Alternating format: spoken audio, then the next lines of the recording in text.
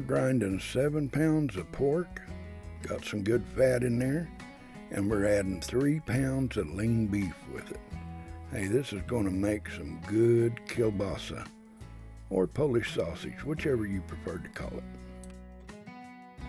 Now I'm using the coarse plate in this meat grinder. That's the biggest one that came with it, and it does a pretty good job. Now we're getting pretty close to the end, and I run it through a second time, but we don't run it through on camera here, so you won't have to see that again. Well, the chief cook and bottle washer forgot to turn on the camera when he was adding the seasonings. I'll have to get on to myself about that. And I'll put a list of the seasonings I used in the description below. And when you're mixing that seasoning in, you mix and mix and mix until you think you can't mix no more, and then keep mixing. My automatic mixer is my 2 hands. I don't have one of them things to do it for me. Okay, I have 3 cups of water, and I added 2 teaspoons of insta-cure and 4 tablespoons of kosher salt. Now I mixed it into cold water and dissolved it and put it in the refrigerator while I was mixing the seasonings in. Now after I got the seasonings mixed, I got my water with the insta-cure and salt in it, and I poured about half in there, mixed it around a bit, and then I poured the rest of it in and continued to mix it all together. And again, you just mix and fold until you get it well incorporated. And it's going to be so sticky and tacky, you'll know that you're done then. You'll think, oh, this is too much water, but don't worry, just keep working it. It'll all work out. Now we'll put the rest of the mix in there and continue to fold it and mix it and get it all in there until it gets really good and tacky. Now when you think you've mixed it enough, hey, go another minute or so. The more you mix, the better it gets.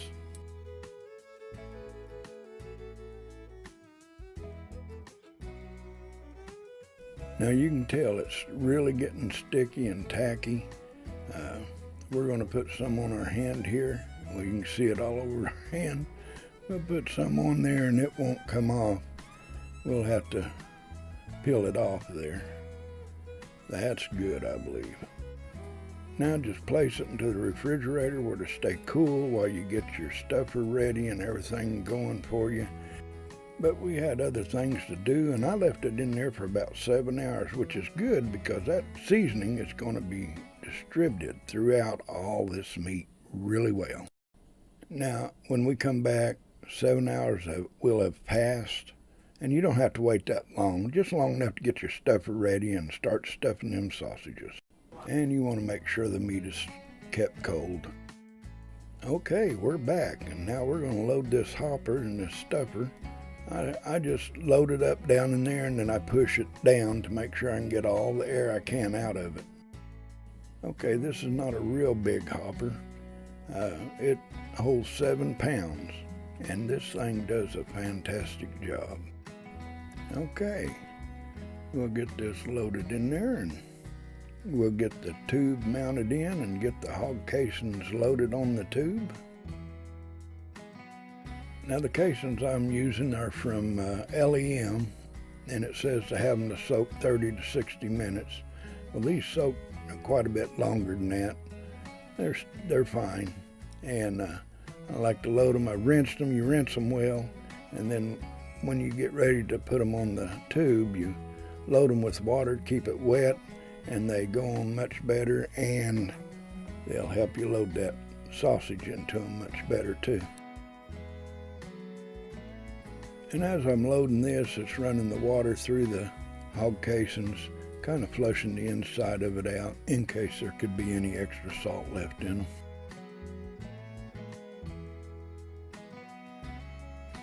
Okay, now we're going to crank on it, get any air out of it we can, and then we're going to tie a knot at the end of it.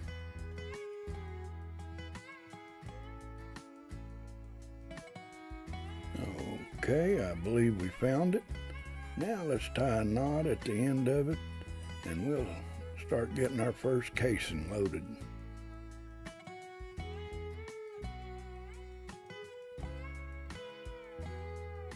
Now this is where two people come in handy. One can control the crank and the other can control how the sausage is coming out to keep it more uniform. But we do all right by ourselves here. I mean, it satisfied me. I got 10 pounds of this in my freezer.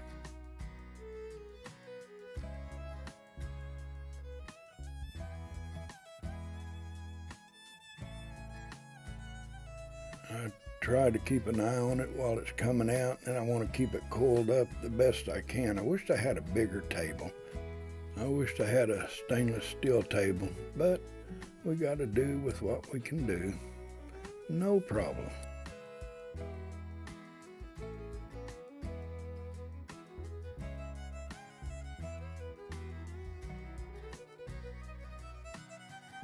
Well, I'm trying to make them as uniform as I can.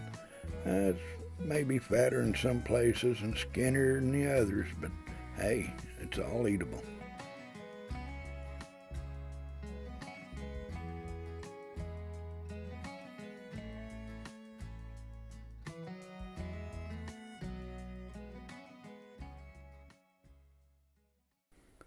Well, I believe we found the end of this first one here.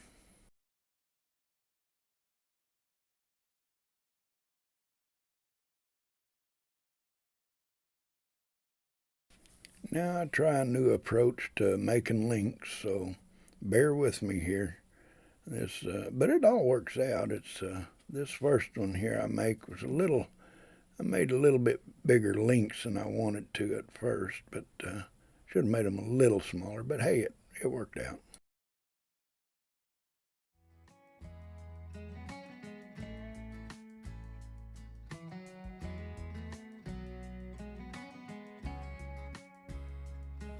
I should have went a little closer to the other and about 2 more inches, but they'll be fine. And we tie the end together, set it over to the side, load the tube with another hog casing, and then we'll load this one up, and then after we get this unloaded, I'll do the rest off camera.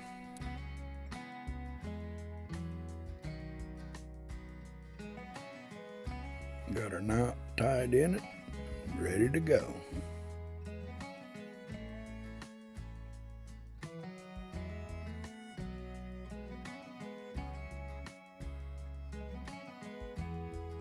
Now we're coming out of this one a little faster this time, but start having to slow down here in a little bit. But we get this one filled up pretty good. I think it's not wearing about too much how it's looking anyways.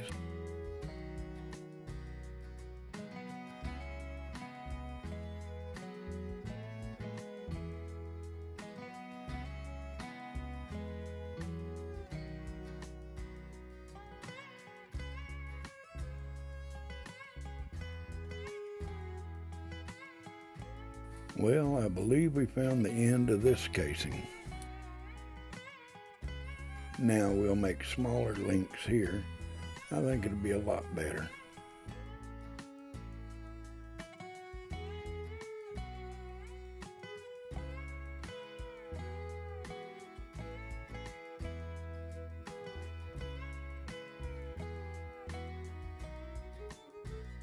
Well, making smaller links give us a set of 4 links actually, instead of 3. I think they'll be better and easier to package. Okay, we got all of our sausage stuffed. Now I'm poking holes in it. I'm using a corncob holder that I sterilized, and I just use it to poke the holes in it on both sides. This will help the skins tighten up while they sit in the refrigerator overnight and while they're cooking in the smoker tomorrow.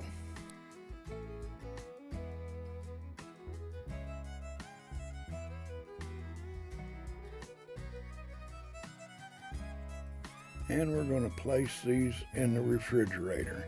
You'll just see this one tray, but I'll have another tray. I didn't want them stacked on top of each other, and this will help the casings dry out.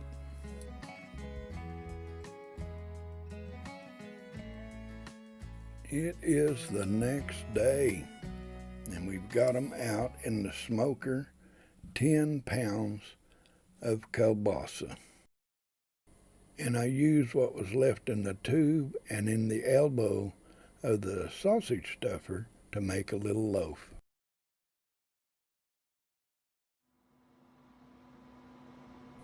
Smoking good, and we got the temp set at 175, and we're going to go like this at about 2 hours.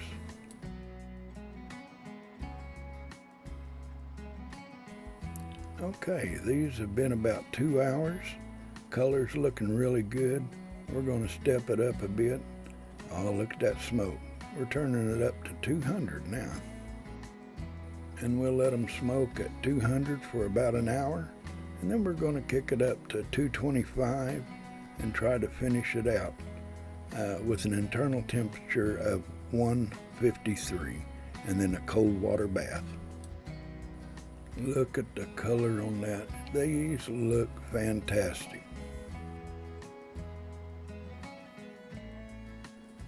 Now the meat probe says it has reached an internal temperature of 153 degrees.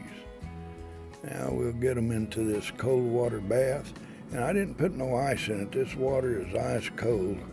And I dropped them down in there. We'll get this other one out and drop it in there. But we're going to leave the loaf in there until it reaches about 165 degrees.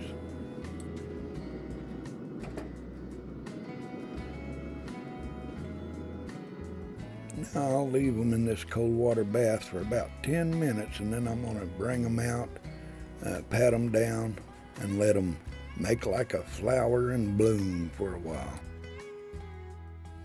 Okay, we got them dry and patted down, and now we're going to set them here and let them bloom for about a couple of hours. Let them get to room temperature, and then I'm going to package them and freeze them. Now I mixed pecan and apple together and smoked these kielbasas. And I tell you, the flavor that you can smell coming off of them is amazing. Hey, that pecan and apple mix done an amazing job. I'll put the recipe in the description below.